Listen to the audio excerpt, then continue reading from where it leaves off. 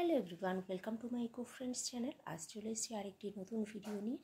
ছাদের মধ্যে জমে থাকা এক কোনায় কিছু শুকনো পাতা ছিল, তার মধ্যেই কিভাবে অজান্তে কতগুলি নীলকণ্ঠের চারা হয়ে গেছে, আর তার থেকেই অনেক সুন্দর ফুল ফুটেছে। তো এই ফুলের কালারটা কিন্তু সাদাও নয়, নীলও নয়, তবে আমার কাছে সাদা নীল এই দুটো কালারই প্রথমত ছিল, আর তারপরে বিভিন্ন ধরনের কালার হচ্ছে। তো এখানে পাশে যে মৌসুমী লেবু গাছটা রয়েছে, তাতে কিভাবে গাছটা নীলকণ্ঠ গাছটা জড়িয়ে জড়িয়ে উঠছে, তো গাছটার যাতে ক্ষতি না হয় সে কারণে ছাড়িয়ে দিচ্ছি। আর মৌসুমী লেবু যতটা ফুল হয়েছিল তার কিছুই থাকলো না, তবে বিশেষ যত্ন করলে অবশ্যই হয়তো, বিশেষ যত্ন বলতে বলেছিলাম যে এর আগে আমি গাছে হয়তো একটু উষ্ণ গরম জল দেওয়া হয়ে গেছিলো, ছাদের ট্যাঙ্কির জলটা দেওয়ার কারণে গাছে অনেক ফুল পড়ে নষ্ট হয়ে গেছে। তো যাই হোক, যেটা দেখাতে চাইছিলাম, এই যে নীলকণ্ঠ গাছটা, এটাতে প্রচুর পরিমাণে ফুল ফুটছে। আর এই ফুলের কালারগুলো দেখুন কীরকম, সাদাও না নীলও না, হালকা একটা বেগুনি বেগুনি কালার আসছে। তো সেটাই দেখানোর চেষ্টা করছি। ফুলগুলো কতটা সুন্দর হয়েছে, বড় বড়। এখানে কিন্তু শুধুই মাত্র শুকনো পাতা ছিল কিছু জমে, তো তার মধ্যে একাই হয়েছে।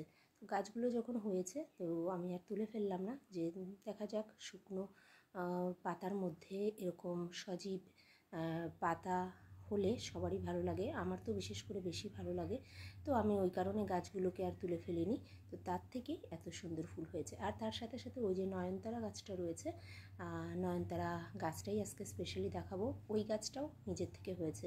তো যাই হোক, এই হচ্ছে পরিস্থিতি।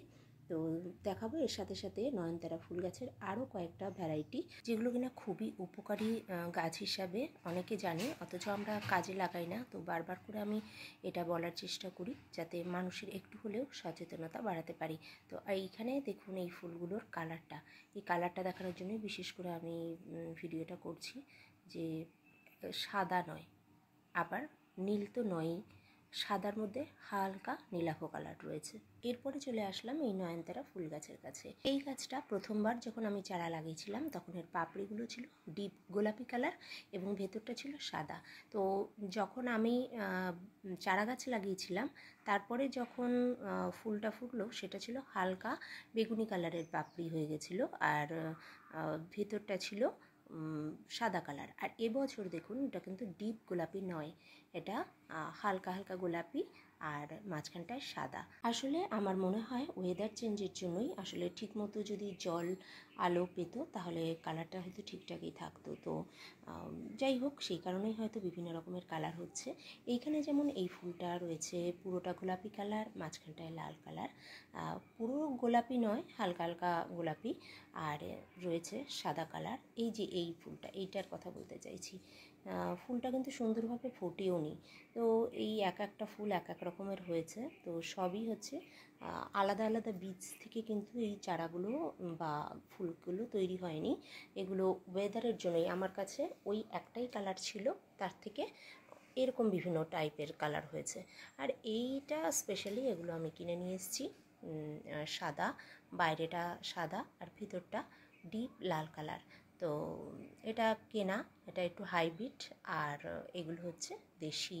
তো সাদা আর লাল এগুলো কিন্তু সুগারের জন্য ভীষণ উপকারী গাছ। সাদা ফুলগুলো যদি থেতো করে রস খাওয়া হয় বাসি পেটে, তাহলে সুগার রোগের জন্য ভীষণভাবে উপকার পাওয়া যায়।